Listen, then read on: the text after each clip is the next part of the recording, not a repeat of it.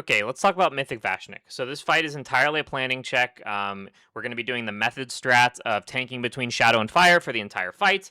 Um, with this strategy, we're going to get 5 total imbibe casts, so that's going to go up to 5 stacks of each infusion on the boss.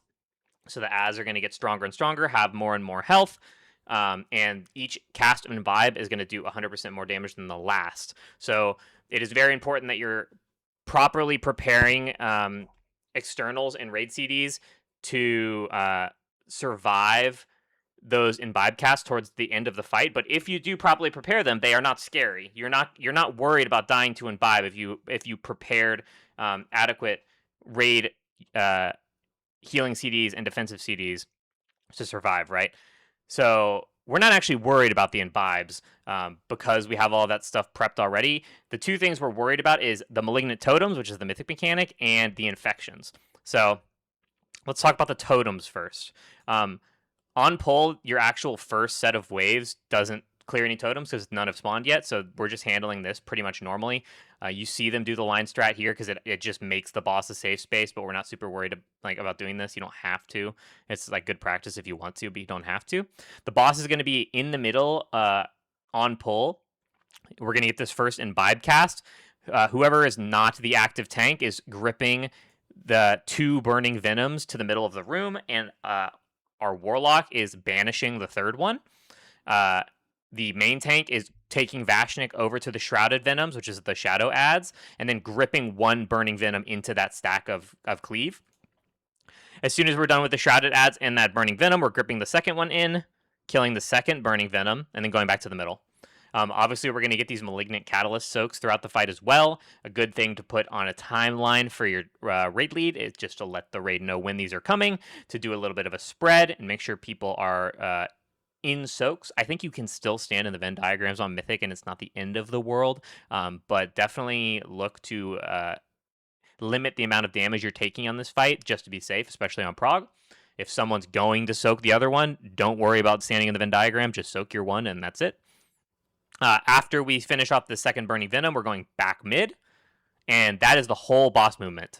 You go middle, you go to the Shadow Ads on the Imbibe, you grip over the Fire Venoms, and you go back mid. As for the totems, you see they've all spawned in.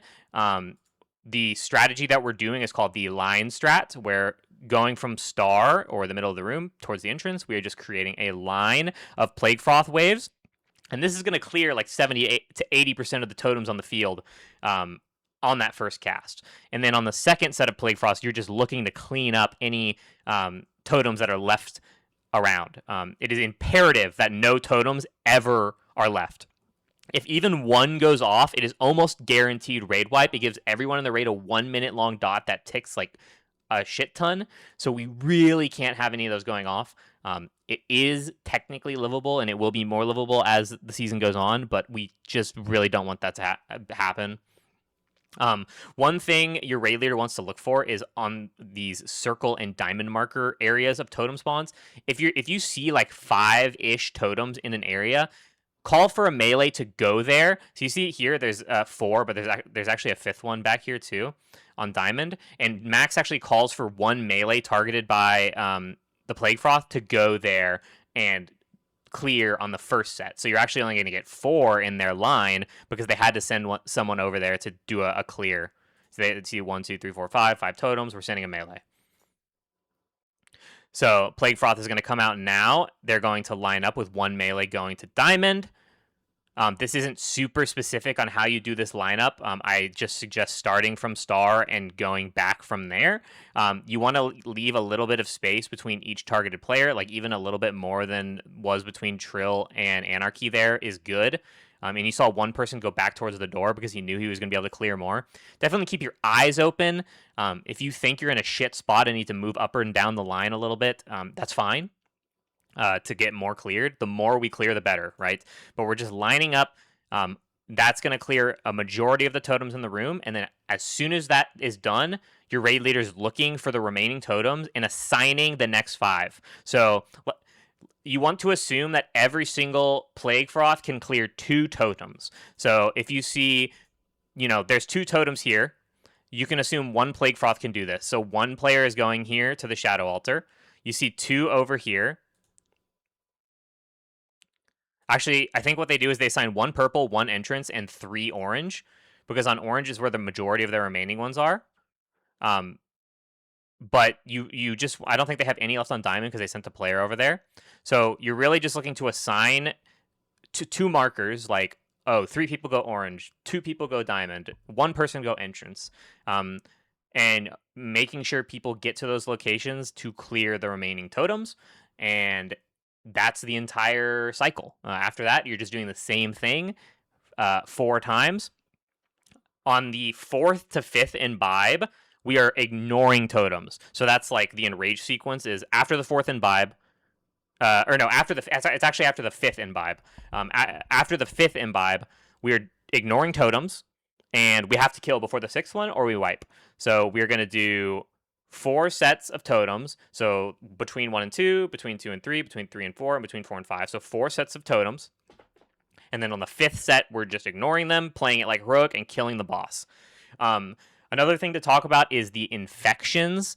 The infections on this fight are the same as heroic. Shadow infections are a healing absorb that needs to be removed. Fire infections are a dispel that explodes on the raid. The mythic change with the explosive one is that it stacks the longer you take to dispel it, so it's going to do more damage the longer it takes. The way we're handling this is we're prioritizing healing the shadow debuffs off as quickly as possible. We're going to have we're only going to have like 2 people assigned to dispel, and we're going to dispel 1 explosive, and then 2, and then 1. So we're healing all of the shadow debuffs off, dispelling 1 at the same time, and then after all the shadow debuffs are healed off, we're dispelling 2 more, and then after we're healed up from those 2, we're dispelling the last one, and that's going to be the biggest hit of single damage. Infections are really where you want to look for health pot, health stone, small defensives, even big defensives early, because you're going to probably want your big defensive for that 5th imbibe, but every other set before that, you're just looking to use them on infections to live. So I highly recommend your raid leader put a timer on infections, let the healers know when they're going to go out. We want to make sure that first explosive dispel happens almost immediately, and then the 2 after, once all the healing absorbs are healed off, and then the last one once we're healed up from that. Other than that, that's basically the whole fight.